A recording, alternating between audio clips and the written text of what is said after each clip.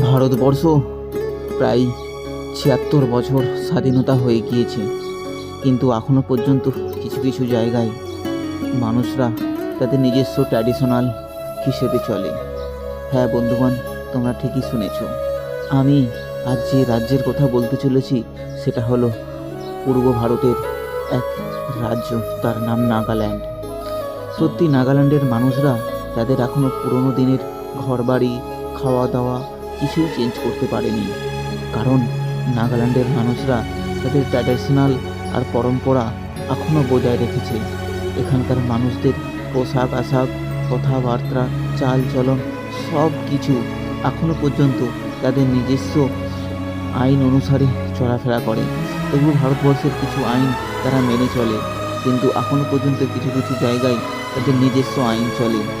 ভারতবর্ষের এক রাজ্য যেটা মায়ানমার একদম সীমানা জুড়ে অবস্থিত, এই নাগাল্যান্ডের মানুষরা সাধারণত ইংলিশ ভাষা আর নাগা ভাষায় পরিচিত। ওরা এখনও পর্যন্ত খুব ভালোভাবে বোঝে না হিন্দি ভাষা বা আলাদা কোনো ভাষা। কিন্তু এখানকার মানুষদের জীবনযাত্রা পুরোটাই আলাদা অন্য রাজ্যের থেকে। এখানকার তাদের ঘরবাড়ি, তাদের শিকার করা, তাদের সবচেয়ে নাগা যারা ছিলেন তাদের বলা হতো যোদ্ধা বা শিকারী। তারা যে জায়গায় যেত সেখানে শিকার করে আনতো আর তাদেরকে শ্রেষ্ঠ যোদ্ধা বলে মান্য করা হতো। তাদের ঘরবাড়িগুলো এখনও পর্যন্ত পাকাপোক্ত হয়ে ওঠেনি, কারণ তারা নিজেরাই বোঝে যে আমাদের জীবনের যে সমস্ত কারুকার্য বা কালচার, যা আমাদের আচার আচরণ সমস্ত নিজস্ব একটা নাগার উপরে ডিপেন্ড করে। সেই জন্য আজকালের দিনেও এখনও নিজেদের মতনই বসবাস করে। আর এখানকার প্রত্যেকটা নাগা উপজাতির বা জাতির আলাদা আলাদা ঘর হয়।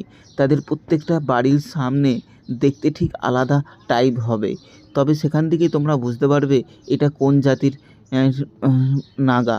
এখানে হতে পারে কোনিয়াক, এখানে হতে পারে ট্রাইব, অনেক ধরনের এরকম জাতি আছে যারা হচ্ছে নাগার মধ্যে পড়ে। তবে নাগাদের মানুষরা এখন আলাদা হয়ে গিয়েছে। আগে ওরা হিংস্র ছিল, মানুষদের সাথে ঠিকভাবে কথাবার্তা বলতে পারতো না। তবে এখনকার দিনে নাগারা একটা আলাদা জায়গায় পরিচিত হয়েছে। আজকালের দিনে ইন্টারনেট ব্যবস্থা আর আধুনিকতা ব্যবস্থার জন্যে নাগারা তাদের পুরনো আচার আচরণ ছেড়ে আধুনিকতার দিকে এগোতে থাকছে।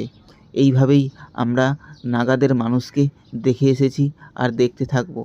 বন্ধুগণ, ভালো লাগলে অবশ্যই লাইক করো, শেয়ার করো, কমেন্ট করো।